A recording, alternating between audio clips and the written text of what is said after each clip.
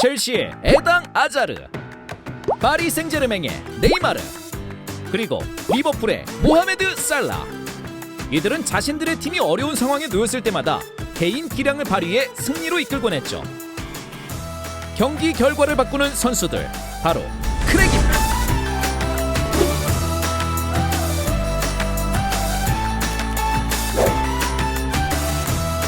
크랙이라는 용어는 축구계에서 공식적으로 쓰이지는 않습니다. 어느 때부턴가 미디어와 팬들 사이에서 사용됐는데요. 기존에는 개인 기량을 바탕으로 팽팽한 경기의 흐름을 깨고 긍정적인 결과를 이끌어내는 선수라는 의미를 내포하고 있었죠.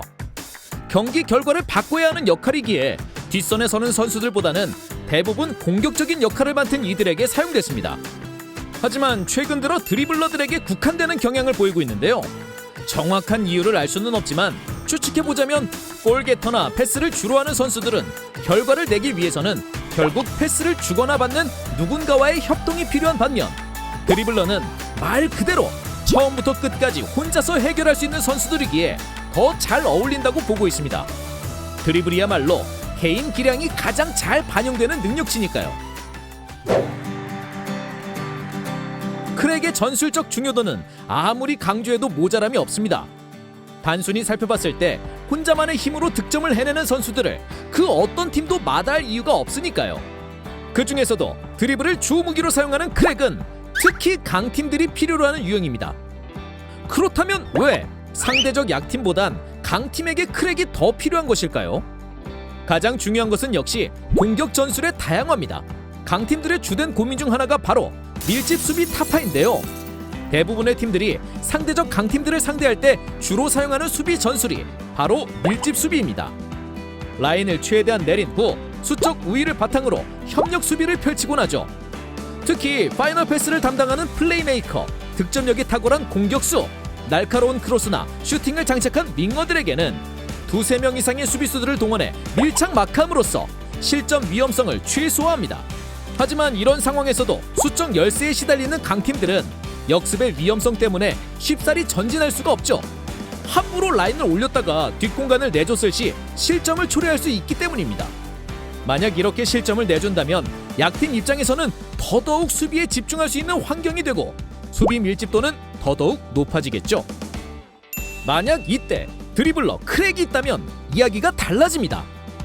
측면에서 한 선수가 여러 명을 뚫어낼 수 있다면 순식간에 수비 조직력을 붕괴시킬 수 있을 뿐 아니라 자신이 있는 공간으로 더 많은 수비수를 이끌어낼 수 있습니다.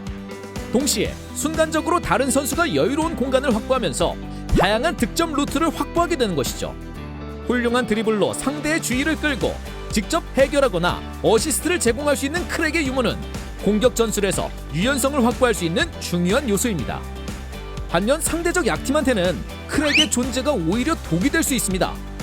예시를 한번 보시죠. 크리스탈 팰리스의 윌프리드 자하는 프리미어리그 최고의 크랙 중 한 명입니다. 혼자만의 힘으로 팰리스를 승리로 이끈 적이 많죠. 다만 이로 인해 어려움을 겪었던 적도 많습니다.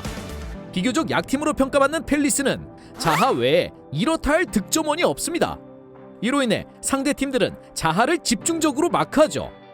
다른 선수들의 개인 기량이 떨어지다 보니 자하가 막힐 경우 팰리스는 답답함을 느낄 수밖에 없습니다. 상대하는 입장에서도 단순하고 효율적인 수비를 펼칠 수 있죠. 그럼에도 불구하고 팰리스는 자하에 대한 의존도가 정말 크기 때문에 그에게 많은 패스를 전달해야 하는 어려운 현실입니다. 극단적인 반대 예시로 세계 최강 바이에른을 살펴볼까요? 바이에른의 세르주 그나브리는 폭발적인 드리블과 강력한 슈팅을 자랑하는 유형의 크랙이죠. 그렇다면 바이에른의 상대팀들은 그나브리에게 두세 명의 수비수를 붙일 수 있을까요? 사실상 불가능합니다.